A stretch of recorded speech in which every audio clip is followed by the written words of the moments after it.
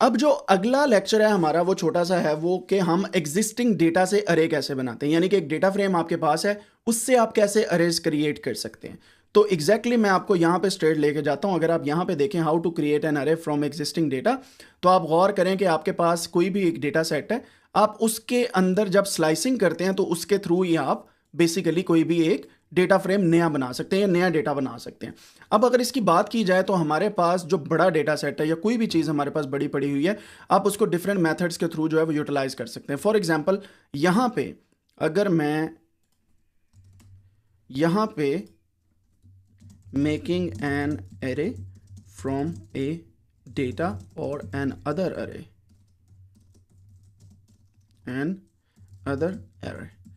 मैं यहाँ पे सिंपली ये लिखता हूँ और इसके ऊपर एक लाइन लगा देता हूँ ताकि ये थोड़ा सा सेपरेट रहे, लाइक दिस।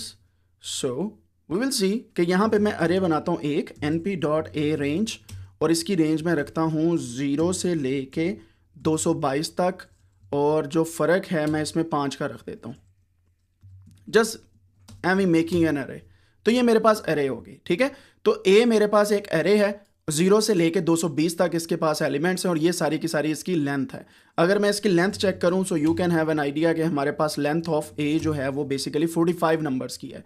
अब मैं चाहता हूं इसमें से कुछ नंबर्स को एक अरे के अंदर कन्वर्ट करना, तो मैं सिंपली वही चीज़ अरे 1 is equal to I can actually slice from indexing. मैं चाहता हूं कि जनाब ये फॉर एग्जाम्पल 40 से लेके जो 45 तक इंडेक्स है वहाँ तक आ जाए। और अगर आप गौर करें यहाँ पे अगर मैं अरे 1 को प्रिंट करूँ तो this is how it works, look. तो 200, 205, 210, 215 और 220, लास्ट वाले 5 आ गए। So this is how you can create an अरे फ्रॉम ए डेटा सेट। तो बेसिकली आप जो डिफरेंट डेटा सेट्स पांडास के डेटा फ्रेम है उनको भी यूटिलाइज कर सकते हैं टू मेकिंग एन अरे, लेकिन आप इस तरीके से भी यूज़ कर सकते हैं। आप स्टैक कर सकते हैं, जो मैंने लास्ट लेक्चर में भी आपको बताया था, हॉरिजॉन्टल स्टैक कर सकते हैं, आप वर्टिकल स्टैक कर सकते हैं, और डिफरेंट और तरीकों से भी चल सकते हैं। अब अगर यहाँ पे मैं एक अरे बनाऊँ a is equal to np.array, और इसके अंदर मैं कोई भी 1 2 3 4 5 6 7 इस तरीके से दे दूं, और मैं b इज इक्वल टू कुछ इस तरीके से आपको दे देता हूं, और इसको बल्कि मैं कहता हूं 8 से 11, 8 9 10 11, आगे वाले भी खुद ब खुद आ जाएंगे because I am using GitHub Copilot and hopefully sometimes it shows that, sometimes नहीं देता तो खुद से भी करना पड़ जाता है। 12 13 14, I think that's enough. Let me see, दोनों की लेंथ अगर बराबर है, 1 2 3 4 5 6 7, 2 4 6 7 बिल्कुल बराबर है, ठीक है जी। तो अब हम क्या करते हैं, एक सी हमने चीज़ बनानी है, और अगर आप गौर करें यहाँ पे हमारे पास एक स्टैक का कमांड है, ठीक है, और वो है हमारे पास वर्टिकल स्टैक। तो मैं यहाँ पे np.v स्टैक अगर करूँ, इसके अंदर मैं दोनों को a और b को रख सकता हूँ, और यहाँ पे c इस तरीके से आ जाएगी, ठीक है। तो ये हमारे पास किस तरह स्टैक हो गई है, वर्टिकली। और इसी पे मैंने आपको कॉन्कैटिनेशन का भी बताया था लास्ट टाइम, ठीक है। सो हॉरिजॉन्टल स्टैक अगर आपने करना है तो आप सिंपली क्या करेंगे, हॉरिजॉन्टली भी उसको स्टैक कर सकते हैं।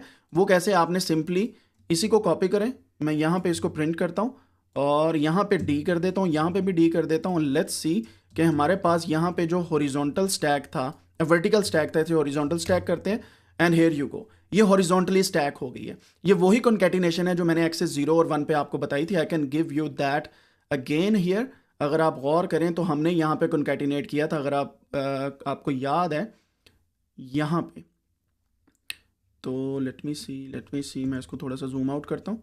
हमने कॉन्कैटिनेशन यहाँ पे परफॉर्म की थी, I remember the last day, और हियर वी गो, ये है, ठीक है। तो हमने कॉन्कैटिनेट किया था, एक्सेस बताए थे, ठीक है। तो हमारे पास आप इसको स्टैकिंग के थ्रू भी कॉन्कैटिनेट कर सकते हैं, and this is how it works, okay. तो ये हमारे पास जनाबे वाला, आप दूसरे तीसरे बेस के ऊपर डिफरेंट किस्म की एरेज को बना सकते हैं। ऑब्वियसली आप इसको डी को रीशेप कर सकते हैं अपनी मर्जी में भी, स्टैकिंग के बाद भी आप अपनी मर्जियाँ चला सकते हैं, जैसे D is equal to D dot reshape, और मैं इसको रीशेप देता हूँ 2/7 की, क्योंकि 14 हैं तो 2/7 होंगे। तो डी को मैं यहाँ पे प्रिंट करता हूँ, and you can see it's coming as like this. तो आप 2/7 को और किस तरीके से रीशेप कर सकते हैं, you have to think about that. तो आप इस तरीके से बेसिकली डिफरेंट किस्म की एरेज को स्टैक करके एक नई एरे भी बना सकते हैं, which is very useful whenever you are working on NumPy arrays.